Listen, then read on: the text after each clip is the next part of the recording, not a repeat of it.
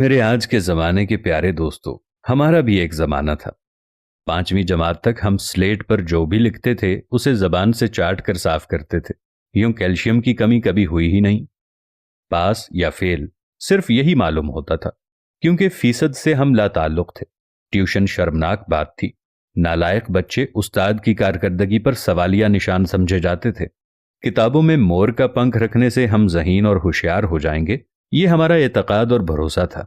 Bag में किताबें सलीके से रखना सुघड़पन और बासलाहियत होने का सबूत था।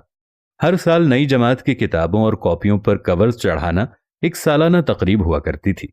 वालिदैन हमारे तालीम के तई ज्यादा फिक्रमंद नहीं हुआ करते थे, और ना ही हमारी तालीम उन पर कोई बोझ थी। साल हा साल हमारे वालिदैन हमारे स्कूल की तरफ रुख भी नहीं किया करते थे, क्योंकि हम में जहानत जो थी।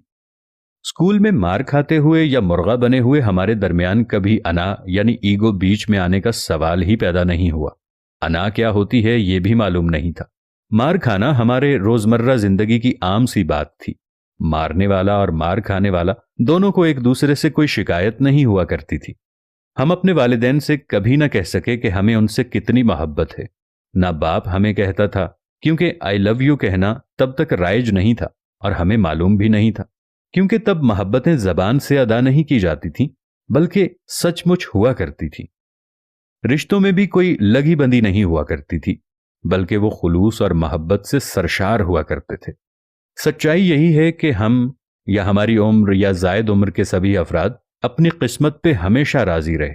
हमारा जमाना खुशबख्ती की अलामत था। इसका मवाजना आज की जिंदगी से कर ही नहीं सकते, क्योंकि आज की जिंदगी में जितनी नफसा नफसी है, हमारे जमाने में ऐसा कभी नहीं हुआ करता था। आज की जिंदगी में हमें अपने साथ वाले पड़ोसी तक का भी मालूम नहीं है कि हमारे साथ कौन रहता है। किसी के घर ज्यादा फल फ्रूट आ जाता था तो एक प्लेट सालन की साथ वाले घरों में दिए जाने का रिवाज था, और फ्रूट लोगों के घरों में बांटने का रिवाज था।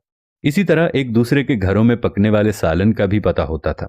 आज हमें यह भी मालूम नहीं है कि कौन कितने बहन भाई हैं और उनके क्या क्या दोस्त अहबाब हैं, जबकि पहले हमें दोस्तों के दोस्तों तक का भी मालूम होता था। न जाने वो जमाना कहां चला गया। हमारा इतना सुकून वाला जमाना था, जबकि आज तो खून खराबे में नफ्सा नफसी के दौर में किसी को यह भी मालूम नहीं कि किसी के घर में कितने फाके हैं और कौन कितनी अय्याशी कर रहा है। अल्लाह हमारे मुल्क पर अपना रहमो करम फरमाए, और हमारा वो जमाना जो गुजर गया है, इस जमाने की याद में हमें अपने लोगों से अच्छे ताल्लुकात उस्तवार करने की तौफीक अता फरमाए। आमीन या रब्बल आलमीन।